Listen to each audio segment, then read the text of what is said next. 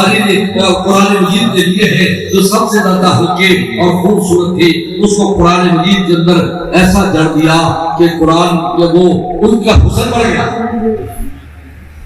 اس لہذا قرآن کی بھی یہ کہنا کہ قرآن عربی میں ہے، اس کی عربیت پر کوئی فرق نہیں آتا، کیونکہ قرآن پورے عالم کی نمائندگی کرتا ہے۔ بڑا یہ رومی زبان ہے، یہ پیغمبر صلی اللہ علیہ وسلم نے خود بھی دوسری زبانوں میں الفاظ کا بھی اچھی زبان کے نام استعمال کیا۔ ایک دفعہ آپ نے بچی کو دیکھا، خوبصورت لباس پہنا، سنا سنا سنا سنا، یہ حفصی زبان کا نام ہے، وہ حفصی لوگ ہیں، سنا سنا، یہ حسن حسن بہت خوبصورت لگی، بہت خوبصورت تعریف ہونا اس کی۔ حضرت ابو ہریرہ رضی اللہ عنہ فرمایا شکم درد، اور تیرے شکم میں درد فارسی فرمایا، شکم میں درد کا نام قسم نماز پر نبی صلاۃ شفا، نماز میں شفا ہے، یہ صلاۃ شفا بھی پڑھی جاتی ہے۔ امام بخاری بتا رہے ہیں کہ دوسری زبانوں کے الفاظ بھی ہیں قرآن مجید، 100 کے قریب الفاظ شمار ہیں۔ اور آگے فرماتے ہیں قسط اور مقسط کا فرق بیان کرتے ہیں، قسط اور مقسط۔ لفظ ایک ہی ہے، قسط ثلاثی مجرد میں اور مقسط ثلاثی مزید ہے۔ فرمایا جو قسط ہے مصدر المقسط، مقسط کا مصدر ہے، اصل میں مصدر مقسط نہیں ہے بلکہ اقساط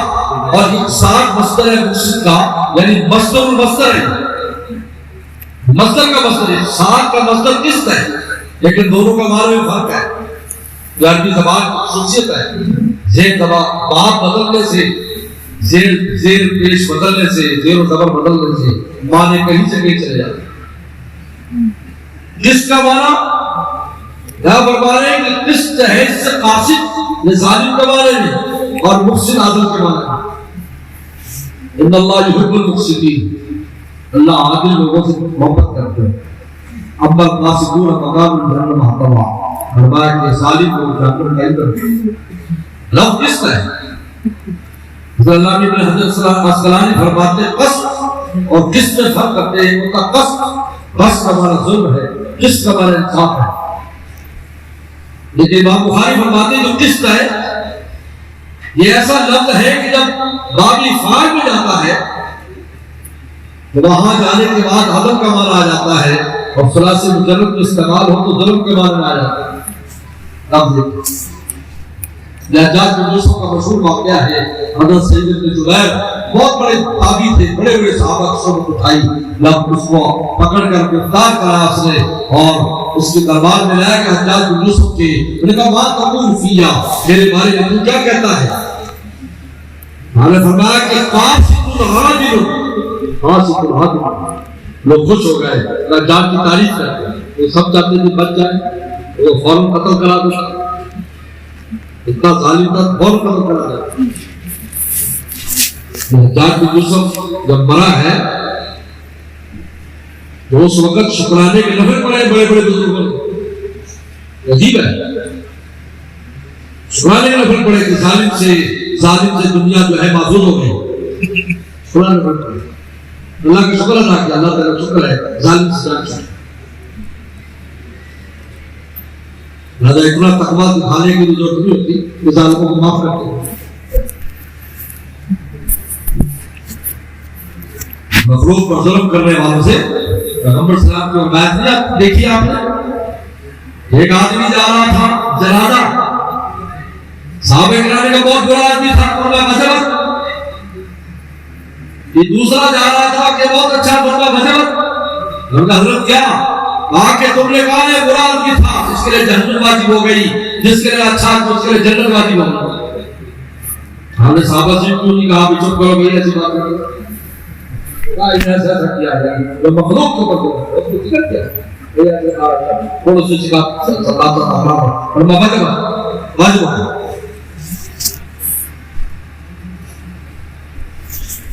ہاں جو برا تھا نے کہا کہ واجب حجاج بن یوسف نے کہا نہیں اس نے مجھے گالی دی ہے، اس پر فتویٰ لگا دیا، تمہیں پتہ ہے آپ نے کہا قاسط العادل، نہیں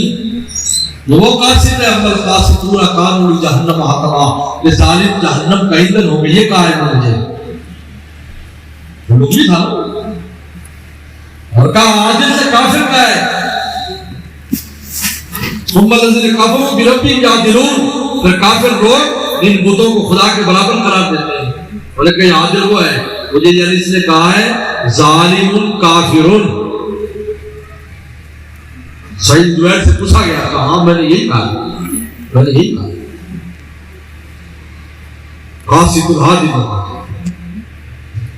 امام بخاری فرما رہے مقصد کا معنی عادل ہے، قاصد کا معنی جائر ثانی۔ اس کے بعد امام بخاری رحمۃ اللہ علیہ احمد بن اشکاف دونوں کو رکھا گیا سب بھی۔ یہ مصر کے امام بخاری کا آخری استاد ہے تو کوفی ہے، لیکن مصر میں سے پڑھا۔ امام بخاری آخری حدیث اس استاد سے لا رہے ہیں جس سے آخر میں پڑھا، یہ فن ہے امام بخاری۔ اس کے بعد محمد بن فضیل عن معاذ بن قعقاع عن ابی زرع حرب البجلی، ایک ابو زرع راضی ہے، امام بخاری کا استاد ہے، لیکن یہ ابو زرع بجلی ہے، یہاں ابو ہریرہ کے شاگرد ہے، تابعی بہت بڑے اللہ والے۔ حدیث آتا ہے کہ یہ حدیث پڑھاتے پڑھاتے حدیث سناتے سناتے فوت ہو گئے۔ یہ کہتے ہیں انسان زندگی میں جو کام کرتا ہے تو آخری وقت میں وہی کام انجام دیتا ہے۔ کہ تموتون کما تحیون، تم ایسے مرو گے جیسے زندگی گزارو گے، اچھی زندگی گزارو گے اچھی موت آئے گا، بری زندگی گزارو گے بری موت آئے گا۔ کتنے لوگ کہ خدا کو یاد نہیں کرتے، جج صاحب اللہ کو یاد نہیں کیا، موت وقت آئے تو آرڈر کرتا رہا۔ دکاندار تھا، دکانداری میں بہت لگاتے رہتا، اور کہ میں نے ایک کتاب پڑھی جس میں اس نے 100 ایک ڈاکٹر نے اپنے ہسپتال میں 100 مرنے والوں کا قصہ لکھا، اور 100 میں سے صرف 2 آدمی تھے جنہیں کہتے کلمہ پڑھا، 98 نے وہی بات کی جو زندگی میں کرتے 2 نے، اور میں ایک حافظ قرآن تھا اور ایک اپنی ماں کا خادم تھا، ماں خدمت اللہ، ان دونوں نے میرے اسپتال میں کلمہ پڑھا۔ باقی 98 میں وہ دنیا کی باتیں کرتے کرتے ہی دنیا سے گئے۔ لوگ کلمہ پڑھا رہے ہیں، وہ اپنی بات کر رہے ہیں، اپنی بات، وہ کلمہ پڑھا رہے ہیں، اپنی بات کر رہے ہیں۔ ہمارے شیخ نے فرمایا، ہمارے شیخ کے محلے میں ایک بسوں کا کنڈکٹر رہتا تھا،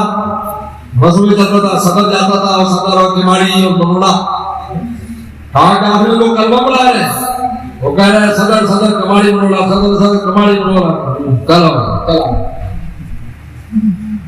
تموتون کما تحیون۔ ابو ذر راضی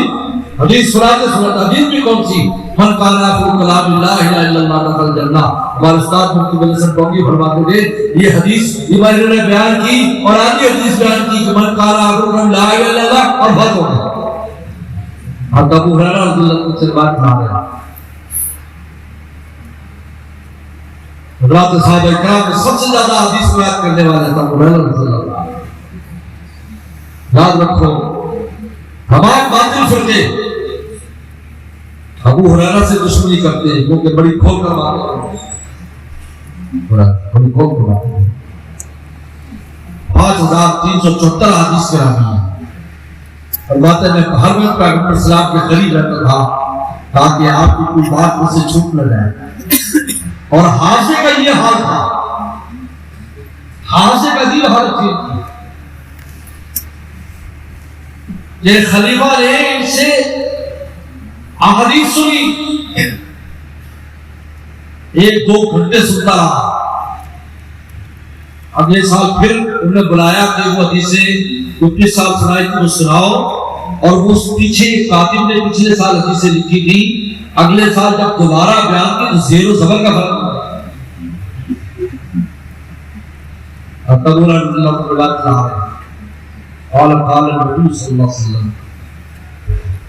کلمتان حبیبتان للرحمن۔ امام بخاری وزن اعمال پر جو آخر میں سب کچھ ہونا ہے اس میں روایت بھی لا رہے ہیں، وزن والی اور تسبیح والی، جس کا اعمال جس تسبیح کا وزن ہوگا اور جتنا وزن ہوگا اس کا میزان میں، اور تسبیح والی روایت جب مجلس ختم ہو رہی ہے آج مجلس علم، اور جب مجلس ختم ہو سب نے ہم ربی کا ہیلا تقوم، آپ جب مجلس سے کھڑے ہو تصویر جانتے ہیں ساری لفظ سے کلمتان، دو کلام ایسے کلام بنا دو حبیبتان للرحمن، رحمان کو بہت محبوب ہے، اللہ کو بہت پیارے لگتے ہیں، کہتے کلمے پیارے لگتے ہیں، پڑھنے والے بھی پیارے لگتے ہیں، قائل ہوا ان کا قائل جو ہے اللہ کو بہت پیارے الرحمن کہا تو ان کی شان رحمت ان کلمات سے اور پڑھنے والوں سے اتنا پیار کرتی ہے کہ چھوٹا سا عمل ہے اور بے شمار نہیں شان رحمت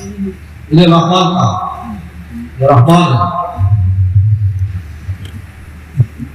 الرحمن خفیفتان علی اللسان، لیکن زبان پر بہت ہلکے ہیں، آسانی سے پڑھ سکتے ہیں، کوئی مشکل الفاظ نہیں، کیونکہ مشکل تین چیزوں سے ہوتی ہے عربی زبان میں، سن تین چیزوں سے مشکل ہوتی ہے عربی زبان۔ نمبر ایک الفاظ بھاری دعا صاد دعا، حروف مستعلیہ حروف شدہ والی زبان بیٹھے یہ مشکل الفاظ ہے، حروف علم و حلقی یہ مشکل الفاظ ہے۔ نمبر دو فعل ہو، فعل کا پڑھنا مشکل ہے، اس کو اسم فعل پڑھنا مشکل ہوتا ہے، اس کو کس طرح پڑھا جائے، اور پھر اسم میں غیر منصرف ہو وہ بھی مشکل ہے۔ تو تین چیزیں مشکلات عربی زبان میں پیدا کرتی ہیں کہ حروف اپنی ذات کے اعتبار سے بھاری ہو، یا وہ افعال ہو، یا اسم ہے تو غیر منصرف ہو جس پر نہ ترمیم آ سکتی ہے اور نہ اس کے اوپر جو ہے وہ زیر آ سکتی ہے۔ کہتے ہیں عمر زمخشری بہت بڑے محدث، بہت بڑے مفسر ہیں، جن کی تفسیر کشاف ہے، تفسیر کشاف۔ کسی سے ملنے گئے مکہ چلی گئی، یہ مکہ میں رہے جار اللہ کا دروازہ کھٹ رہا ہے، ان کا من، ان کا عمر، ان کا انصرف چلا جا، ان کا عمر لا ینصرف، عمر منصرف نہیں ہوتا، اس پر منصرف کا معنی تو نحویت بات سے لے رہے تھے، ان کا عمر لا ینصرف، عمر منصرف نہیں ہوتا، وہ بھی ان کا اذا نکرا صرفا، جب وہ نکرا بن جائے تو پھر اس کو جانا ہی پڑتا ہے، یعنی اس کو پہچانے نہیں تو جانا پڑتا ہے۔ اس میں سردی قاعدہ نحوی قاعدہ بھی ہے، اور ویسے علماء کرام کی بات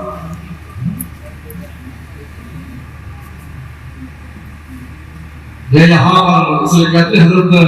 سید انور شاہ صاحب کشمیری رحمہ اللہ نے بہت سے ایسے واقعات اور ایسی باتیں لکھی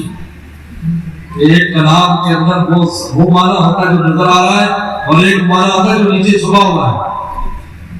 وہ چھپا کبھی چھپا معنی مراد ہوتا ہے اور اوپر بظاہر کچھ اور بات ہوتی ہے اور سمجھنے والا سمجھ جاتا ہے کہ اس میں کیا اشارہ دیا گیا ہے،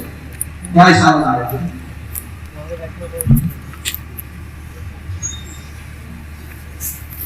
لکھا ہے کہ اسی بارے میں لکھا ہے کہ ایک بڑے عالم کو کسی جگہ گئے تو وہاں کے جو نواب تھے وہ کسی دن کو شکایت لگا دی کہ مولوی صاحب ایسے کہتے ہیں آپ کے خلاف ایسے، تو ہم نے فیصلہ کیا ان کو قتل کرا دو، یعنی قاضی کا بلا کر ان کو قتل کا فیصلہ کرتے ہیں، اور کہا یہ خبر مولوی صاحب کو پہنچے، مولوی صاحب گاؤں میں رہتے تھے، وہاں سے آتے جاتے تھے شہر میں، تو وہ سبزی والا جو تھا نا وہ دربار کا اس کو پتہ چل گیا، اس نے آیت لکھی ان البلا یعتمرون بکل یقتلوک، کہ سارے جو لوگ ہیں سردار لوگ اکٹھے ہو گئے آپ کو قتل کرنے کے لیے۔ یہ وہ آیت ہے جو موسیٰ علیہ السلام کے بارے میں، انہوں نے یہ آیت لکھ کر سبزی والے نے جو ان کو بھیجی اور نیچے لکھا کہ جس کا اس کی تفسیر مانا مجھے چاہیے لکھ کر لے آنا۔ تو مولوی صاحب کو کچھ دن سے بولنا بھی سن رہے تھے کچھ کچھ گڑبڑ چڑھ رہے، لیکن بات سب پوری آ گئی، جب یہ پہنچا سمجھ گئے تو بھائی نکلو یہاں، کہتا راتوں رات چھوڑ کے چلے گئے، صبح تلاش کری تو مولانا صاحب نے تو لہٰذا بول اگر جملہ اسمیہ بھی ہو یہ سب ہوا اور اس کے اندر بھی غیر مختلف ہے، اس کا پڑھنا مشکل ہے، لیکن فرمایا خفیفتان اللسان، یہ تینوں چیزیں اس میں بہت آسان ہے، لیکن ثقیلتان فی المیزان، لیکن میزان میں بہت بھاری ہے، نہ سمجھو میزان میں بہت بھاری ہے۔ حدیث میں آتا ہے کہ یہ سبحان اللہ وہ بحمدہ سبحان العظیم یہ پورے میزان کو بھر دے گا۔ آپ کہیں کیسے بھر دے گا پورے میزان؟ میزان تو اتنا بڑا ہے کہ ساتوں زمین آسمان، یہ بتاؤ یہ جو روشنی ہے، یہ روشنی کا وجود اکٹھا کر لو تو 10 فٹ سے زیادہ نہیں، 10 فٹ مربع سے، اور اس میں پورے پنڈال میں بھرا ہوا ہے جن میں اللہ کا نور ہے، جب یہ ظاہر ہوگا قیامت کے دن وہ نور پورے میزان کو بھر دے گا۔ ہاں پھر اس نور میں اور اللہ کے نور میں فرق یہ ہے کہ یہ جو نور ہے اس کے اندر نور تو ہے، بزر نہیں ہے، لیکن اللہ کا نور وہ ہے جس میں نور بھی ہوتا ہے، بزر بھی ہوتا ہے۔ اسے اللہ کی تجلی جب کوہ طور پر وہ نور ہی تو تھا تو کوہ طور کو ٹکڑے ٹکڑے کر دیا، کتنا